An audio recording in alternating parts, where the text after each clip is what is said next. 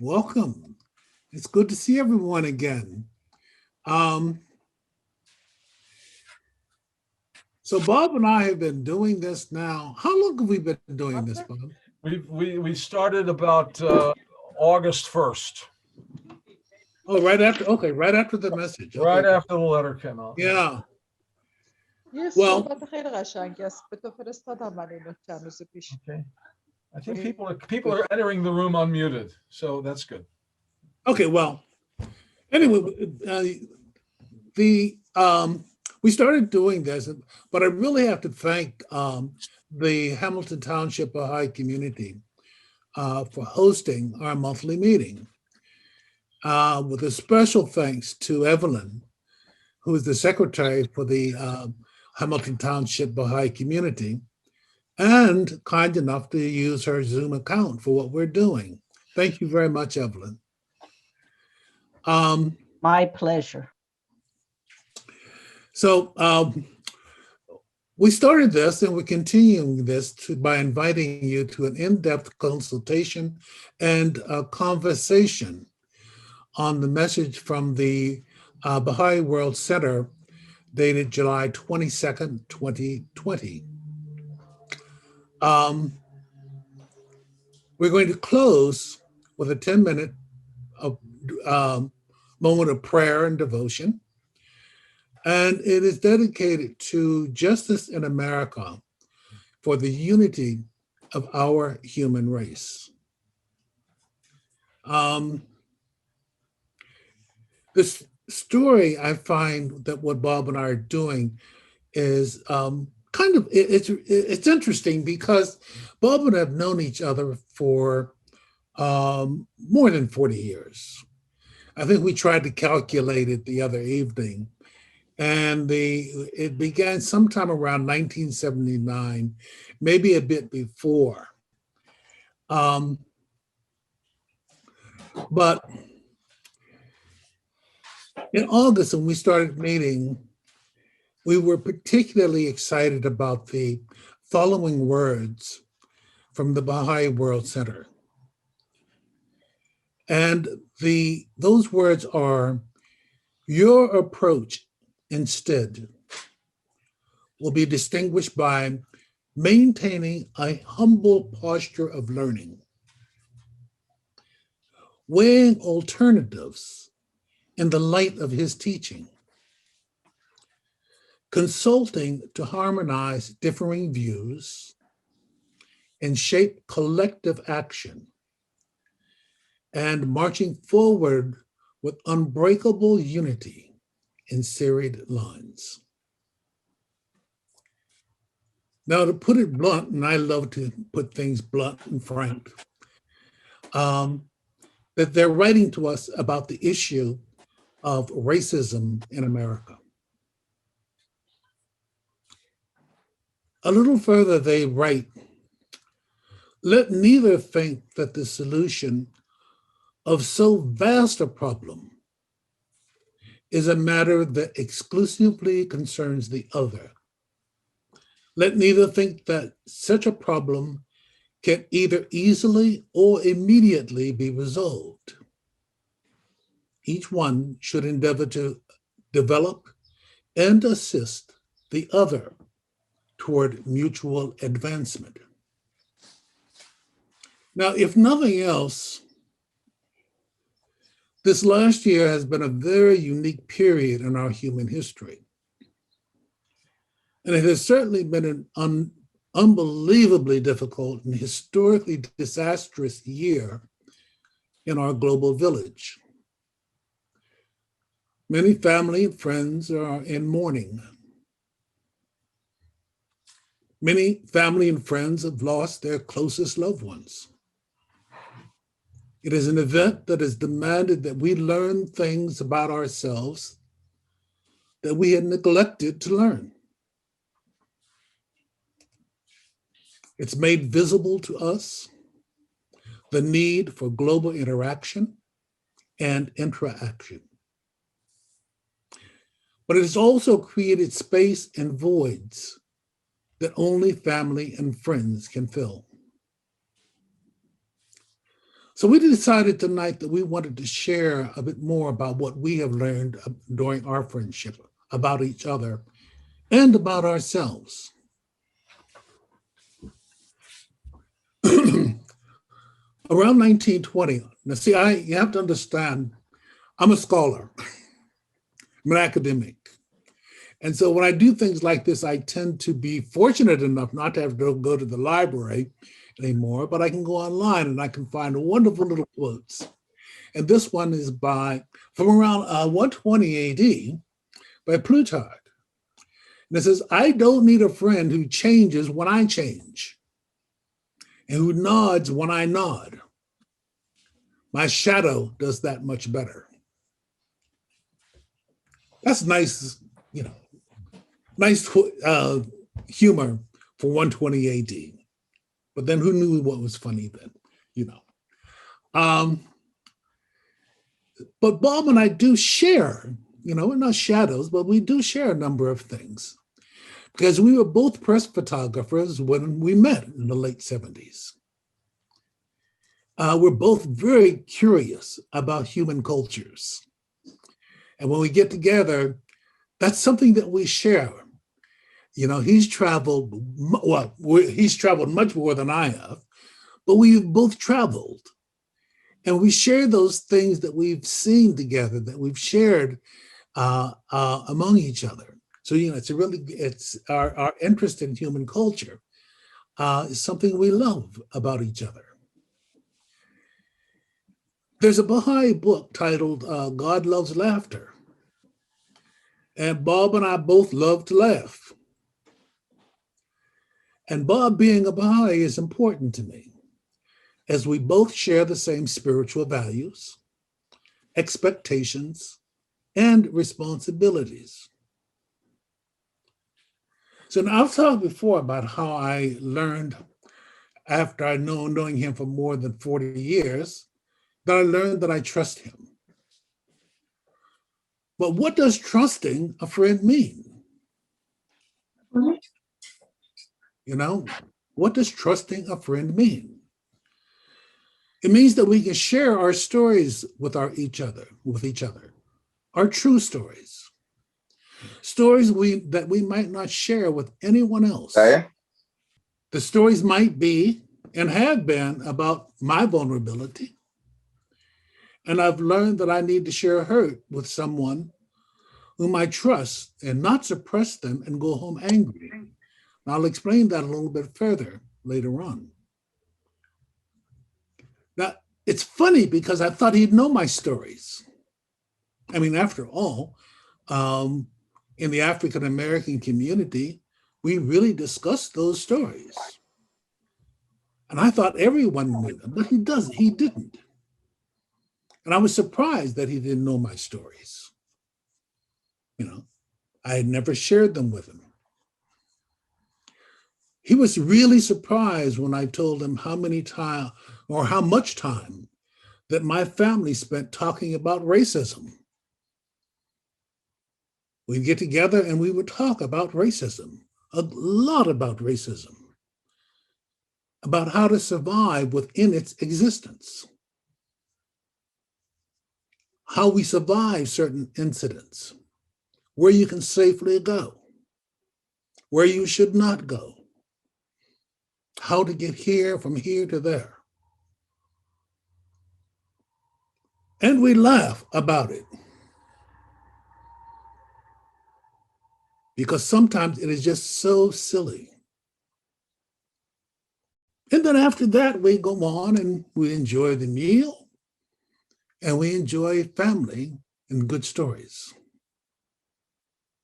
But I was really kind of surprised that Bob didn't know that. I thought everyone knew that. So I guess I learned that Bob doesn't know as much as I thought he did. Now, some of the things that he said, as we've talked, are not as culturally sensitive as I thought they should be. But I learned that Bob wants to learn, and he's really a good listener.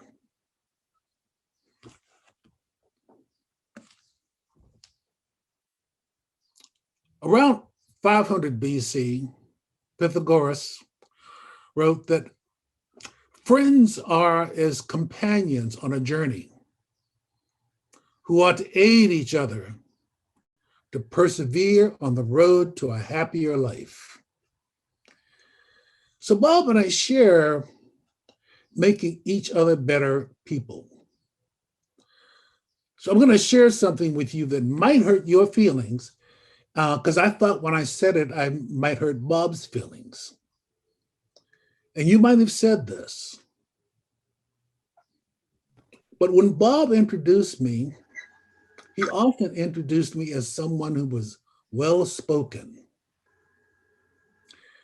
Now, out of the many thousands of words that we've shared each other just within this last year, those words stuck in my mind. I mean, of course, I'm well-spoken. I was born and raised and educated in American speaking English. Now, I know that it's also this kind of this little microaggression that many Black people see as proof that a white person is viewing themselves as superior by recognizing that a Black person was well-spoken. So I thought, since Bob and I are doing this, he's going to introduce me a lot more. So I needed to say something about this. You know, I thought about it and I thought, well, it's a colloquialism. You know, it's just this phrase that in very common usage, and it's often said without thinking about its true meaning or its impact. And I know he didn't mean it in the way that I could have perceived it, but, well, as I said, knowing that he was going to introduce me many more times as we work on this project, I needed to say something. And I thought that what I would say would sting a bit and that he might be embarrassed. His response was not what I thought it would be. He said, "Thank you. You just made me a better person." So when I began thinking about what I've learned about our friendship this last year, I also try to think about what was most important. I'm almost embarrassed to say it, but I've learned that I can just relax and enjoy sharing dumb stuff with Bob. And because maybe I trust him, and I don't feel that I need to prove that I'm not dumb. I don't need to prove that I'm intelligent. I can just relax with him and share dumb stuff. And we laugh, and there's a power to laughter. After all, God loves laughter. So we share the things that make each of us better people. So that's what I've learned about in the last year about my friend, Bob. So Bob, I'm not going to introduce you, you introduce you, because we all know who you are. You know, you're this guy who has been around the community for so long, has taught so many of us and educated so many of us and shared these stories with us in your global travel. And you have so many more things, and I would probably spend a half hour if I listed all of them. But Bob, would you tell your story, please? What have you learned? Well, you know, learning for me is not all that easy. Don and I have known each other for a long, long time, and he's saved me from putting my foot in my mouth many times. Many times. I had a presentation that I had taken to several cities in the country about Martin Luther King and Martin Luther King Day, and I kept referring to slaves and slavery, and Don just very nicely one day he said, "You know, Bob," he said, "people aren't called slaves anymore; they're called enslaved people, and we don't want to label people as being slaves. It's that they were enslaved illegally, immorally by other people. And I said, well, that makes sense. But I didn't know that. And there's a bunch of stuff that you can learn. Now, Don and I have been friends for a long time. We did museums. He would meet me at the urologist office, and we'd go to an art gallery, or I'd go to one of his exhibitions in Philadelphia. And it was really this July 22nd letter that really got us focusing on the fact that we should not be two retired guys. Rather, we should just be two warriors for justice, and that's kind of what we decided. And Don and I, we're always happy to talk about our friendship. We're doing it all the time right now. This is our. I want everybody to understand what we're trying to do and what we're trying to recruit to do, and which means we'd love to recruit you as well. This is our mini micro effort at bringing into reality our dream of a world that is just no longer crippled by prejudice. It's a world that's no longer characterized by separation or stratification. We want the world that Dr. King dreamed about. It was 58 years ago, and I happened to have been in Washington that day, visiting my aunt. 58 years ago, that famous speech at the Lincoln Memorial, he spoke of his dream for America, and he was talking about his own children. People don't realize that he was talking about his own children. He said, I have a dream that my 4 little children will one day live in a nation where they will not be judged by the color of their skin, but by the content of their character. I have a dream today. And of course, he was dreaming about justice and decency and equity and civil rights and human rights and personal safety and freedom from violence and oppression, simple, basic fairness, which we still don't have in our country. Don and I are determined that we will be workers for race amity, that we will labor every day to put an end to hatred, injustice, discrimination in any form, separation in any aspect of life. And we're going to work with the tools of love and of friendship. About a week after that beautiful letter came from the Baha'i World Center last July, we figured out how 2 friends, us, were going to respond. And we started working on our first presentation about the power of friendship. We want to do what the 2 of us actually can do. I have a partner. His name is Don. He's got a partner. His name is Bob. And we are working on a cellular level. We're working under the grass. We're working at the level of the grassroots, which you can't even see. We're working on the lowest common denominator, the friendship of 2 people who are sworn not to let the difference of our skin color separate us. This whole business of racism must be eradicated. We must be anti-racist. And we want to do everything we can to end it once and for all. We have a simple goal in mind, and you folks, 35 of you are our collaborators here. Here's the deal. People we know and people who we can reach, we hope that what you will do is find a friend and dedicate that friendship to undo, take down, knock over, and upset anything that would separate God's people ever again. It's simple, but it's not easy. And the process that we have in mind is this. First, think of somebody who is your friend or an acquaintance, or somebody who may be a neighbor, but it's got to be somebody who does not look like you.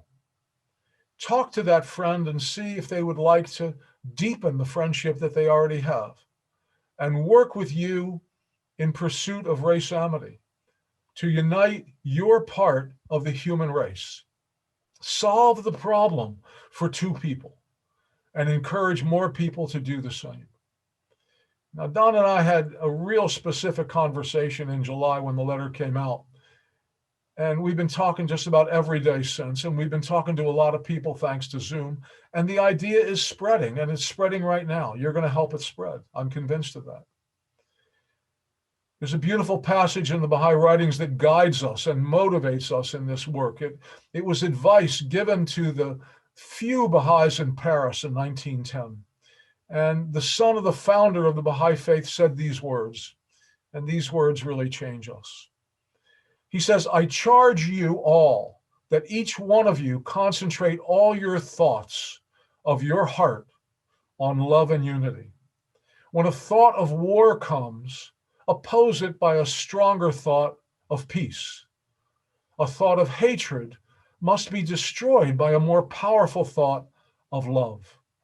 Nothing is impossible to the divine benevolence of God. And here's the part that really gets us.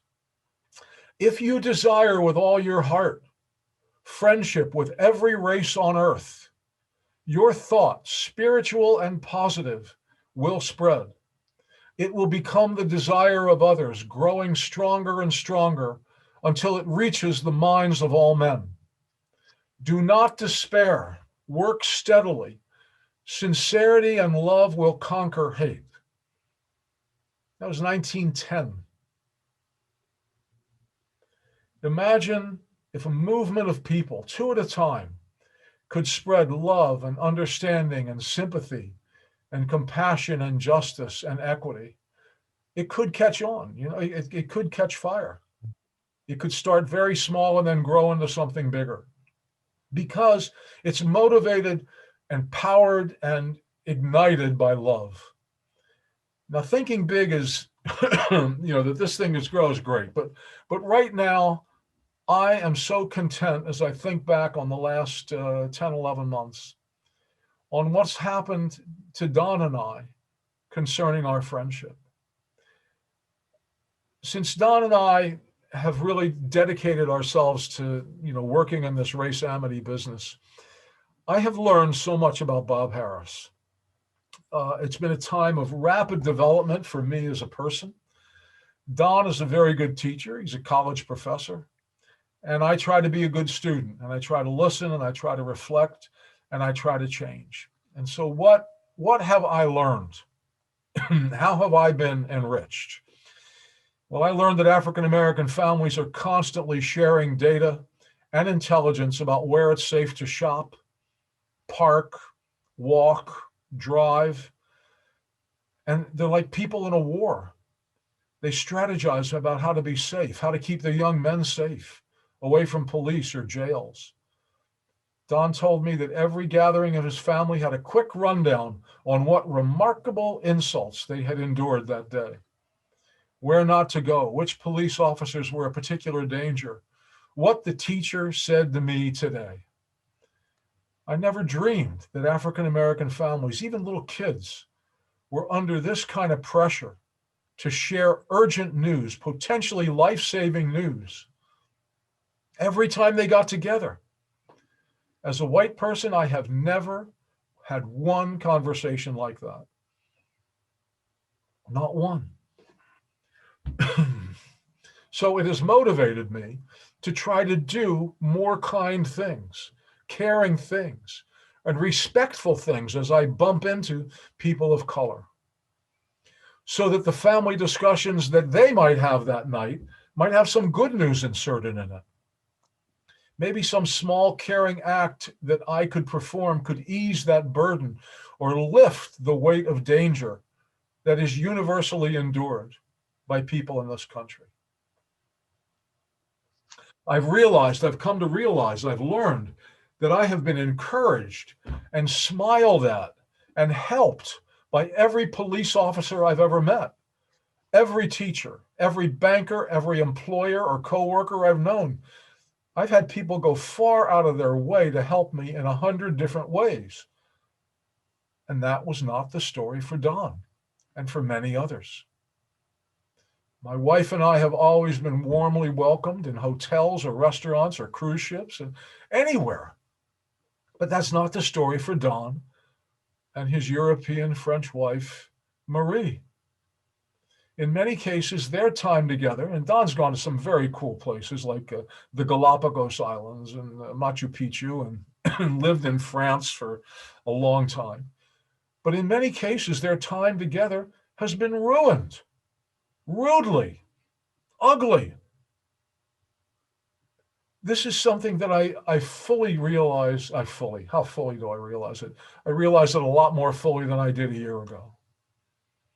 I've learned that the ability to trust people is very different in the circles I grew up in as compared to the way trust is handled in the African American community. There was no one plotting against me. Nobody was bitter that I got a job or got a raise or got some recognition. For me to trust someone carried very, very little risk for me. For Don, it is an unusual and almost unique occurrence when you find somebody you can give your confidence to. That I found is pretty systemic, and it can't be healthy to feel that way, to feel that you can't trust anybody. It drives me crazy. I've also learned that Bob is still, after a year of doing this, still pretty unconscious. I talk too much. I feel too little. I lack sensitivity and empathy. I take up lots of space. And my white privilege efficiency causes me to roll over even people I love. I just go about the world the way I want to. I want to shape the world the way Bob wants the world shaped. My African American friends are forced sometimes to alter their personalities for a given situation, being hyper conscious of how they say things and how they assert their point, especially if they're in a job situation or in a police stop. I've learned a lot.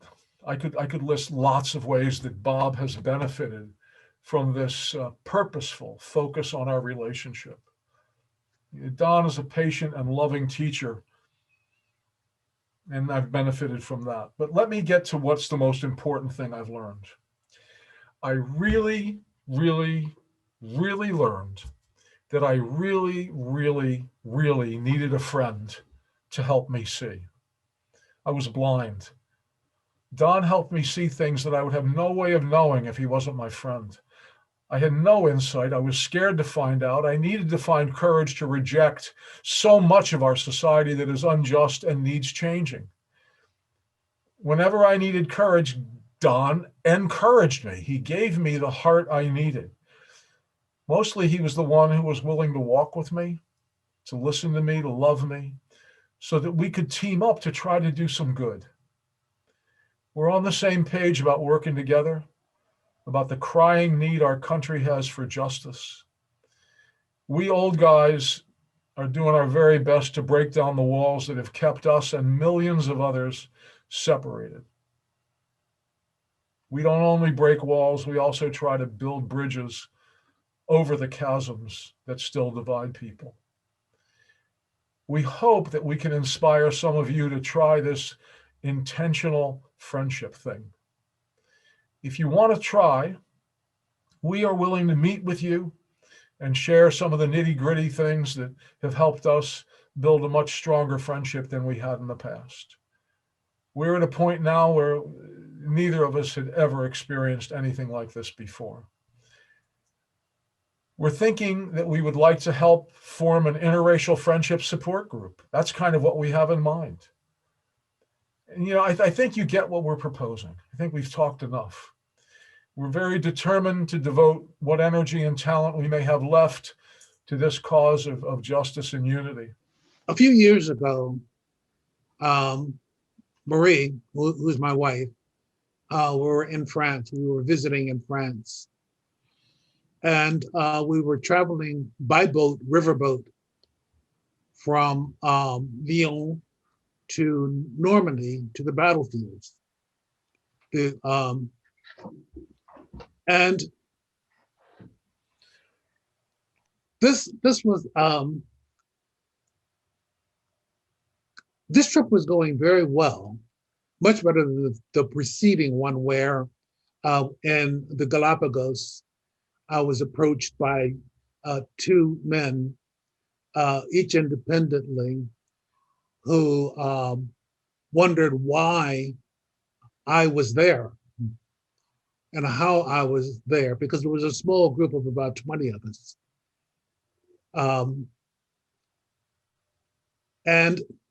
But as we were in the cemetery in Normandy, a man who was part of a white couple dressed in the American flags, American flag pants and American flag t-shirts. And in the cemetery, he comes and he gets in my face very close, and he practically spits. And he says, "It's too bad you people didn't have anything to do with this." And he turned and walked away. And I started to answer him. And he said, "Oh, I know about the Tuskegee Airmen, but I wasn't here." And so I walked away, and I went and I said prayers at a Jewish cemetery, a Jewish grave, and a Muslim grave, and a Christian grave, because they're all marked, of course, there with the religious affiliation. And then I left and waited for the group to come.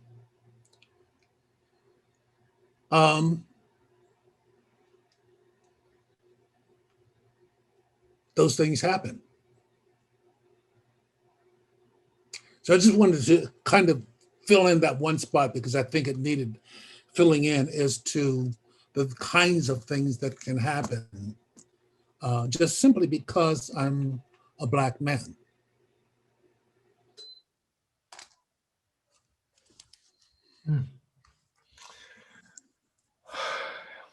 And that'll never be in a newspaper. And yet you're going to live with it every day of your life. Yeah. You know, it just continues to boggle my mind. And when I hear things like this, I want to, say never again, let's stop. And essentially it means to change people. Yes. And changing people is about the hardest thing in the world that anyone would ever attempt to change anybody. Well, Bob, the reason I share this with you is I share these with you because you listen and you hear. And I think you share. I know you share. And you share in places that I can't share. And you have influences that I don't have. But that story and many other stories of things that happen, just for example, we're encouraged within the faith to marry interracial. But I'll tell you, it's not easy. It's not easy for Marie. It's not easy for me. But we've arrived at 54 years. It'll be 55 years this November. But it has not been easy. So, but I'm anxious to hear what others have to say now. First of all, I've been a Baha'i for like 47 years, and I'm autistic. And I just recently moved to this area and went to one Baha'i meeting, and then, we went into lockdown. So I'd never done Zoom or anything like that. And we were on a Zoom one day, and it was a Black lady. She was a grandmother like I am, and her son was in there helping her get on Zoom, because if any of you guys are old enough, you know that this doesn't come easy to some of us older people. And he was really upset with something. And my form of autism is like I pick up on people's feelings, which is not normal for autism. But anyway, he was so upset about something it was when George Floyd had been killed. And it just moved me in such a way that it put me in so much pain that I got on the news afterwards. And I was watching and just first of all, hearing grown men, Black men, cry and be honest about their own personal stories. And I went through probably about a month, and then I found something about Derek Smith about the pupil of the eye thing. And I just did behind like my aunt, stuff like that. It was like, I was so distressed. Like, how did I not know all this? Because I'm not stupid. You know what I'm saying? And so I've spent about a year doing really hard work on myself and, listening to all kinds of stuff that I'm also ill. So I'm, don't get out much, but there's a lot of stuff on YouTube besides Baha'i things, and trying to learn so much that we had a mass shooting here in our town, and it happened to be a Black on white. And I had learned that the man who shot the people, his parents had actually lived on the same road as the people that he shot for decades. But he was Black, and I found out that he had a young son. I thought, oh my God, what's that going to do to him? And nobody here seemed to really understand that. They were all concerned about the white people that had been killed. And I was scared about that little 7-year-old boy. And we were on a regional Zoom, and almost everybody had gone, but one of the auxiliary board members held up this beautiful poster of had pictures of 4. They were like a painting of 4 Black faces, and this lady in south of Atlanta was going to have a memorial service in April for these 4 people. And I looked at it and I just asked, like, whoever's doing that, can somebody please give them my phone number and tell them to please call me? I just felt like I needed to talk to somebody Black because nobody white here understood. And it was really funny because I called and I had been crying for days. And so when I finally called her and I asked her, I said, told her where I'd gotten her name from. And, they said, oh, call her. She's fine, And when I called it, I was just literally crying from the bottom of my heart. And it was really funny because after we got kind of, she kind of, talked me down from it and kind of explained kind of how Black people do things in situations like that. It was funny because after that, she said that, you know what? She said, I want to tell you that I had to fight my initial reaction, which is like a Black reaction, that, you had no right as a white person to be feeling the kind of pain that you were feeling. And I had to fight my own anger at you like that. But she says, I just see now that you've been touched by the Holy Spirit. And so we talked about that, like, oh my God, what did we just learn from each other, and how much, oh my God, she was able to help me work through that. I couldn't have been more upset about this child had he been my own grandchild. And so when you said that about finding somebody, it's like we exchanged phone numbers. We just haven't talked again since. I sent her things, forced her Sure. Memorial services, and it was like a stop the violence thing, a Black on Black thing. And that I was praying for her and stuff like that, and her group, and just hoping that a lot of open souls would be there. Mhm. And but that's perfect. I'm going to call her after this is over and see if she would like to do this with me. There you go. Wonderful. That's a great Right. idea. That's a great And idea. she's been a Baha'i for like 47 years too. She became a Baha'i in the town that in California where Judge Dorothy Nelson. Sure. And so like her kids, William Sears would come visit, and he'd like, put his kids on her knee and stuff like that. And we were talking about that too, the things that, just aren't anymore. We don't have hands at the closet anymore. And, Beautiful. how, Laura, but that was, thank you. Listen, thank you so much. And let us know Thank how you. the conversation goes, okay?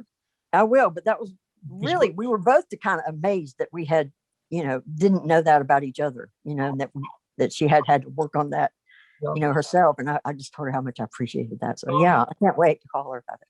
Don and I do this every month, and we hope we get to hear how some of these stories end up. That would be Yeah. great. Cool. So I think Rodney was next. I'm sorry? I think Rodney was next, right? No, Rodney, I'll tell you what, Rodney will come right after Gene, okay? Okay. Let's go. Gene in the panhandle of Florida. Hi, Hi. everyone. Hi. Can you see the hands that are raised? Can you all see them on your screen? I see them, sure. Okay. Do you see that mine is brown? Yes. I don't know how that happened. Well, welcome. Right, it's a miracle. It's fine. I mean, there's all kinds of things you can do on computers, which I don't know, but anyway, I'm glad. Gene is a direct descendant of Moses, so anything is possible. We were in the airport in Tel Aviv and they said, Moses, what are you doing here? And I so wanted to say, we have some commandments for you, but I didn't dare. I know they're very rigorous with their inspections. So I left that out. But anyway, I am here in Florida in the Panhandle, and I've been working with Smitty, William Smith, who has Yeah. the raceamity.org, yeah, and his group. And I found a group here in Florida who've been very helpful to me down in Tampa, Clearwater. So I have contacted my county commissioners in Santa Rosa, and I got some of my Baha'i friends to do the other 2 counties. We now have 3 counties here that we're working on trying to get people involved with this race amity, which differs from our race unity. I mean, it's the same day, actually, right? The second Sunday in June. We call it race amity, or unity. But this is a group of people, like-minded people, as we call. So I'm working with them. And what I try to do, I guess that's what we're trying to say. Today, we had occasion to be out a couple of times. And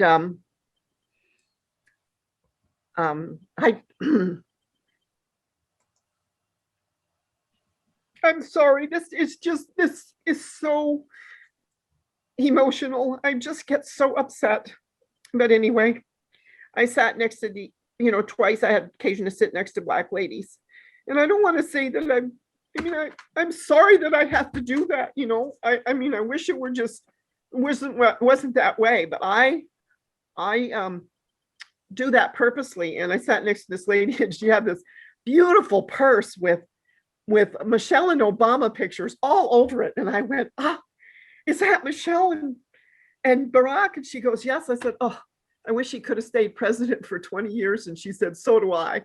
But I felt like, I was making a connection. The thing is, I don't know how to say this. I want to do that for everyone, but I know it's important. And so I do. And they say that 80% of white people do not have a close Black friend. And I can't see everyone's faces on this meeting. So I don't know. I can see a couple, but I guess that's a statistic. So I said to my friend Daphne, well, I'm in the 20%. She says, yeah, I know you are, because we're dear friends. And we were told by National as a teaching committee or teaching team to go out and go have supper together in a restaurant. Just be seen together. And I think that is vitally important, because her husband and I went to this meeting that we're trying to help young people, in town. We went to the community center to see if we could offer our help. And they said to us, so how do you 2 know each other? And I'm thinking, that's a strange question. They said, are you married? I said, no, we're not, but we could be. I said, no, we're friends. And I thought, good heavens. So of course I am in the South, in the Bible Belt. As Robert says, every morning he puts on his Bible belt. But I go up north in the summer and I've heard the same thing. I was at a meeting, we're right near Greenacre, and there were some people who came to a meeting and they were telling me how there were people of color, they're followed around stores. And I'm like, I knew that occurred here in the South, I'd been told. And so I guess it occurs, but as you say, I wouldn't know that unless you told me. And same thing with my friend Daphne here. She says, there's some restaurants I just won't go in. I said, well, I'm sorry to hear that. I said, but go in with me. And so every chance we get, we're out together as teaching teams. So my grandson is Jamaican, and when I am with him, I can tell the difference. And so this is very important to me, you know, because I have this grandson, and my daughter says people will ask her, where did you get him? And she'll pat to her stomach, and they'll say, no, I mean, where did you get him? And she goes, right here. This is where he came from. And he's a wonderful young man. He's 19 and he has developmental disabilities. So I think there's a lot of things he's not aware of, which I don't know, maybe a blessing actually. When he was a little fella, he said to his mother, I'm different. I can't read and my skin's a different color. So he knew, but he's a love bug. I love him dearly. I'll see him soon. And he thinks I'm, you know, the greatest. And I have a cousin also, I hadn't seen in years, and she was on Facebook, and she has biracial grandchildren, not a Baha'i. And she wrote me, she says, I hope someday our biracial grandchildren will be somewhat accepted or something. And I said, yes, me too, because our great grandfather was a Lutheran pastor from Germany and gave his first, he was born in 1800 and gave his first sermon in 1844 at the Lutheran Church in Indiana. So, but he was not certainly as open-minded as he should have been. So I'm making up for him. And I guess those are my comments, but I'm going to the Race Amity conference next, was it the 20th? Yeah. 21, 22, and 23. Yeah, I went last year and it was fabulous. And Everybody should know about that Race Amity conference. oh my, yeah, it's not too late. They're looking for volunteers, and I think you can go for free if you volunteer. So I can't add much. Being a white guy like Bob, I've been sheltered all my life in the white world, so I don't know another experience, and I very much feel for my friends of different colors and different ethnicities. But I know one thing, it's very easy to make friends with them. Very easy. Because they're open. A kind word, opening the door, offering to help, visiting them when they're my neighbor, which I do regularly. All these are opportunities, and there's plenty of opportunities. So I'm like others of you here. I try to take advantage of those opportunities. Beautiful. Thanks, Rob. And there sure are plenty of opportunities if we would just take them. The next one on the hand raised list is Bobby Weber. Mr. Weber, sir. Well, first of all, I wanted to thank Bob and Don for being such good friends and helping us all. And I would be interested in the racial amity support group because, you know, there's so much that we don't understand and know as white people. And I've been lucky to be associated with the Not in Our Town group in Princeton over the last, I don't know, 3-4 years. And I don't get to do as much as I'd like with them, but, you know, it takes a lot of learning about our past to understand the present. And it's not something that was ever intentional for most people to be racist. It's something that's ingrained in the society, and learning the true history of this country is really helpful. And having friendship with people of color is really the main solution for certain, because how can you make change in this venue if you're not, you know, changing people's hearts? It can't be done through laws. It can't be done through protesting. You know, it has to be, you know, breaking bread together and having, you know, some deep conversations like you guys have had. Now, I have 2 granddaughters who are biracial, and I do worry about them. because I've seen their mother, who is Asian descent, had terrible things said to her right in our town. Yeah. And if I was ever with her when somebody did that, I don't know how I would react, quite frankly. And I hope it doesn't happen. But we need to know the real truth. We've got to have the education in schools changed, because the history that, at least what I learned in school, it's so far off the reality. It's really sad. And, you know, these microaggressions that you're talking about, Don, you know, that's something that most white people have no clue. Like we feel like we're talking kindly and nicely sometimes, and we're offending people. So, you know, that could be really disturbing and embarrassing. And so anyhow, there's more people that could have a lot more to say than me, but thanks again, guys. And, you know, let's keep it going, and everybody try to find friends of color and difference. And you have to find the time for it, because we're all so busy. You know, you have to make it something that's really important to you, or it's not going to happen. Thanks, Bob. Words don't go far. Yeah. Words are not enough, for sure. Well, let me say something real quick about that. And that the idea that between friends, I said I hesitated sharing with you something because I didn't want to embarrass you. And I think that's, you know, it's something we don't want to do as a friend. So your response that you made me a better person was great. You know, because that's what we do for each other.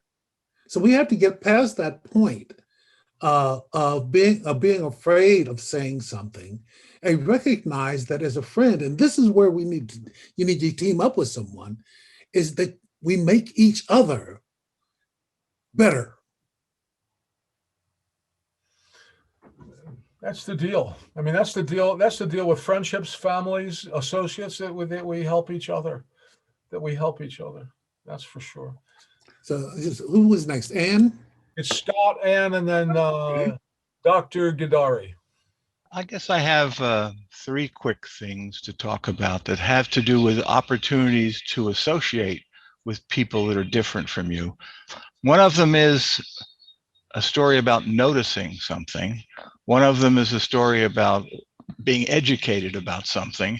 And one of them is ultimately a story about experiencing and feeling something. So the experiencing something was, and of course, Don being in Philadelphia may recognize where I'm talking about in the city. I used to go to Temple University, and I lived just north of Temple University on Broad Street, between Broad and Dauphin, or between Susquehanna and Dauphin, right across from the Uptown Theater. One of my thrills back then was being able to go walk across the street and see every famous Black act in the world show up there, and being one of the only white people in the audience. But the people in the neighborhood kind of knew me by that time. But the noticing part was, there's a grocery store we go to a couple doors down. And the noticing was to go, look, the prices are up today in the grocery store. And then finally having one of the neighbors say, yeah, it was food stamp day. So they'd raise prices to get more food stamps from the people who now they knew had money or food stamps to spend. And of course, the people who were going there mostly either were college students who didn't have the food stamps, or were the African-American families, many of them who needed them, because it was considered the North Philadelphia ghetto, really, where we were living at that time. And then years later, when I worked at the Bell System, I lived there during a time when AT&T was forced to go through a lot of affirmative action training because of some lawsuits they went through. And I was at one session on awareness of African-American issues back then.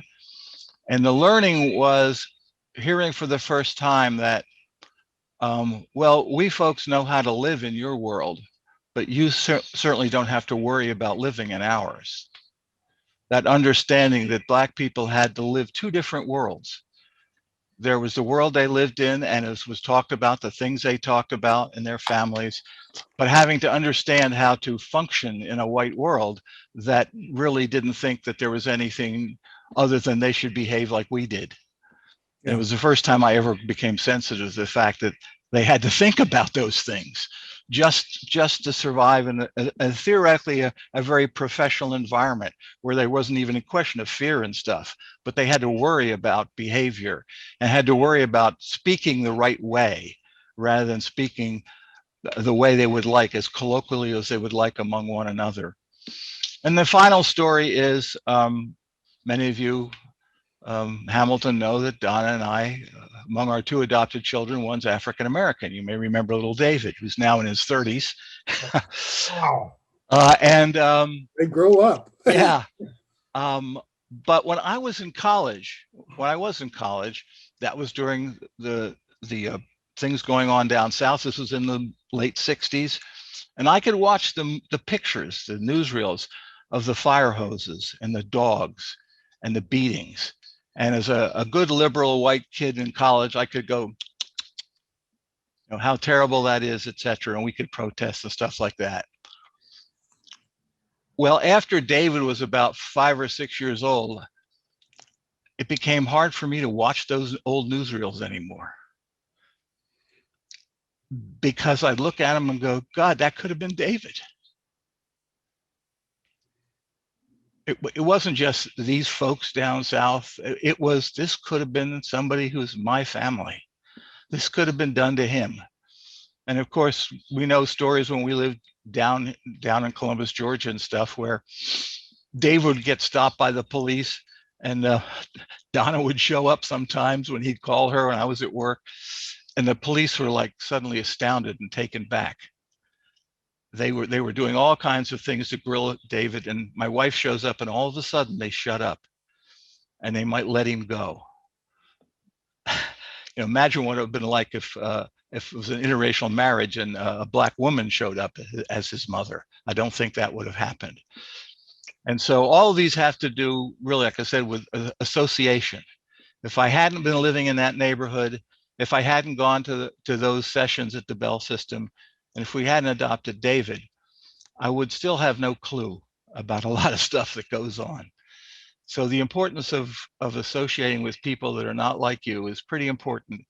And for white people to feel willing to shut up and sometimes even be stupid about your ignorance about what other people have to go through, and being willing to kind of stick your neck out and demonstrate your willingness to have to learn things and maybe be embarrassed by your ignorance in front of other people. I think it's a pretty important idea for those of us who don't have to think about those things on a daily basis.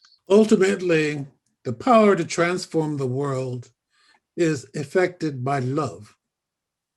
Love originating from the relationship with the divine. Love ablaze among members of a community.